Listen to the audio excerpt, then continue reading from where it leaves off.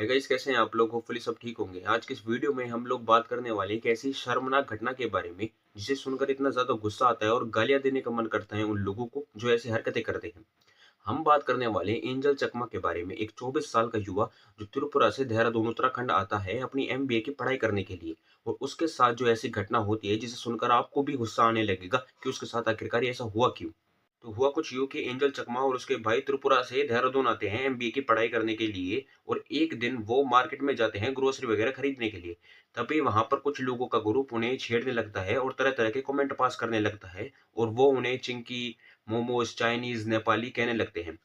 जब एंजल चकमा और उसके भाई ने इस चीज का विरोध किया और उन्होंने कहने लगे कि हम कोई नेपाली नहीं है, हम कोई चाइनीज नहीं है, हम इंडियन हैं। तो बात ही बातों में जो है वो मामला इतना ज्यादा बढ़ गया था कि उन 5 लोगों के ग्रुप ने एंजल चकमा और उसके भाई पर मारामारी शुरू कर दी और उन दोनों के बीच में जो है वो हाथापाई शुरू हो गई। और हाथापाई इतनी ज्यादा बढ़ गई थी कि उन 5 लोगों के ग्रुप ने एंजल चकमा को जो है वो पहले चाकू से मारा, लोहे की रोड से मारा और इवन जो है एंजल चकमा की रीढ़ की हड्डी तक तोड़ दी गई। जैसे ही मामला शांत हुआ तो एंजल चकमा और उसके भाई को हॉस्पिटल ले जाया गया सीरियस कंडीशन में। और एंजल चकमा को जो है वो आईसीयू में भर्ती करना पड़ा क्योंकि जो उनकी कंडीशन थी वो ज़्यादा ही सीरियस हो चुकी थी। 17 दिनों तक आईसीयू में लड़ने के बाद जो है वो एंजल चकमा ने हार मान ली और उनके आईसीयू में डेथ हो गई।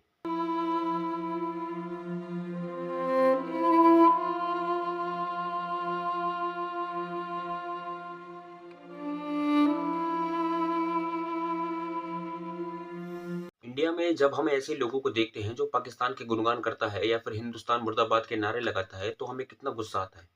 मन करता है कि उसे जान से मार दे और उसे कितनी गालियां देने का मन करता है ना। लेकिन वहीं दूसरी तरफ अगर हम देखें तो एक ऐसा इंसान जो इंडियन है और उसे ये प्रूफ करना पड़ रहा है कि मैं एक हिंदुस्तानी हूँ, तो ये हमारे लिए कितनी ज्यादा शर्म की बात है।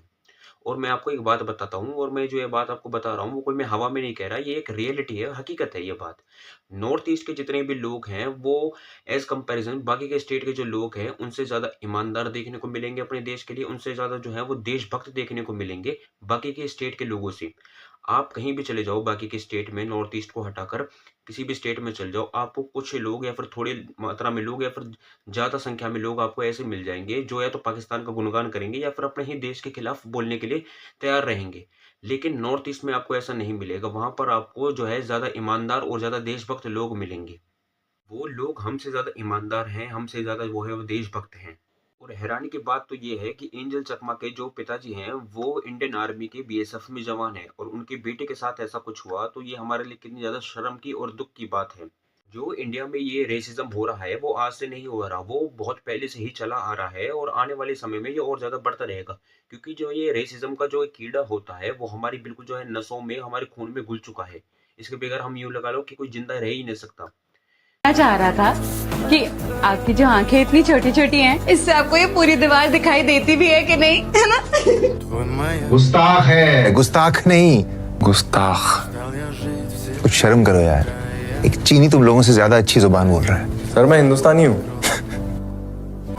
क्या हो रहा है यहाँ? सॉरी, वो चाबी लॉस्ट हुआ इसलिए। अंकल, हम बेंदंग का फ्रेंड्स है कौन?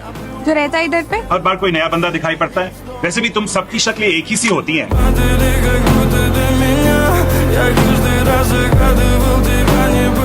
ये हमेशा से हमारी ही गलती रहती आई है। हम लोग हमेशा लड़ते रहते हैं, कभी जाति के नाम पर लड़ते रहते हैं, कभी जो है रंग भेद के नाम पर लड़ते रहते हैं, कभी भाषा के नाम पर लड़ते रहते हैं, कभी अमीरी गरीबी के नाम पर लड़ते रहते हैं, कभी मतलब एक साथ हमें कभी इकट्ठे ही नहीं हुए। और इसी चीज से हमें जो है वो अजीत डोभाल सर की एक बात याद आ जाती है। उन्होंने कहा था कि इंडिया जो है वो बाहर के दुश्मनों से नहीं हारा, बाहर के दुश्मनों से तो हम लड़ लेते हैं लेकिन हमारे अपने ही लोग हमारे साथ नहीं देते, वो एक साथ खड़े नहीं होते हैं। इंडिया जो हारा है वो अपने ही अंदर के लोगों से हारा है। हिंदुस्तानियों को हराया है तो हमेशा हिंदुस्तान के लोगों ने साथ नहीं दिया देश का। और दर्द है तो केवल इसी बात का।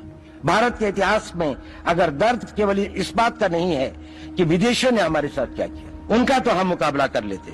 दुख इस बात का था कि हमारे सभी लोगों ने साथ नहीं निभाया और साथ नहीं दिया। और इसकी फीलिंग आज भी मुझे इस देश में, और भारत को आंतरिक बाह्य शक्तियों से जो सबसे बड़ा खतरा है वो खतरा इस बात का है कि हमारे अपने लोग ही कहीं राष्ट्र की सुरक्षा, राष्ट्र की अस्मिता, राष्ट्र के गौरव का सौदा न कर बैठे, अपने आज के सुख के लिए अपने भविष्य को अंधकार में। सारी कमी हम लोगों में है। हम लोग ही रेसिज्म फैलाते हैं, हम लोग ही किसी को चाइनीज चिंकी मोमोज बुलाते हैं, हम लोग ही जात पात को देखते हैं, अमीरी गरीबी को देखते हैं।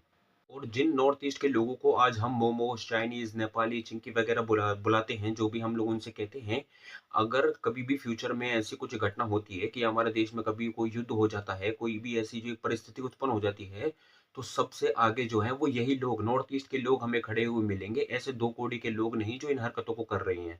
यही 2 कौड़ी के लोग जो हैं वो आपको टीवी में, न्यूज़ में या फिर मोबाइल में जो है कमेंट करते हुए दिख जाएँगे कि इनको ऐसा करना चाहिए, इनको ऐसा करना चाहिए, क्योंकि ये लोग जो है वो नामर्द हैं। असली जो मर्द हैं वो नॉर्थ ईस्ट के लोग हैं। कम से कम वो जब देश के ऊपर कुछ बात आएगी तो वो खड़े तो मिलेंगे। वो ईमानदार हैं अपने देश के लिए, वो देशभक्त हैं। इन लोगों की तरह नहीं है।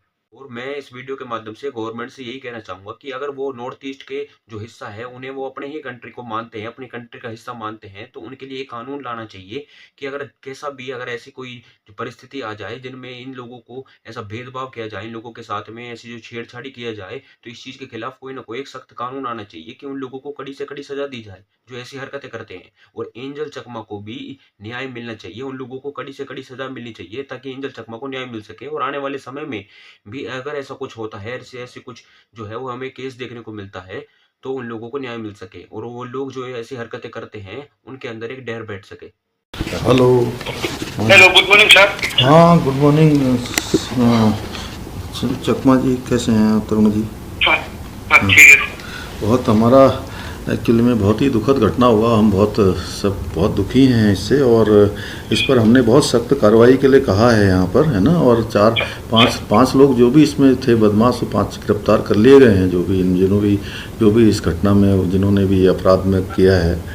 और एक कोई नेपाल का था, शायद वो नेपाल भागा हुआ है, कहाँ है, तो उसके ऊपर इनाम यहाँ घोषित हमने कर दिया है। वीडियो को यहीं एंड करते हैं। अगर इस केस के रिगार्डिंग कोई भी अपडेट आएगी तो मैं आपको वीडियो के थ्रू आपको इन्फॉर्म कर दूंगा। फिलहाल वीडियो को यहीं एंड करते हैं। होपफुली गाइस आपको वीडियो अच्छी लगी हो तो लाइक करें, चैनल को सब्सक्राइब करें और हाँ, वीडियो को शेयर जरूर करें। जय श्री राम, बाय बाय।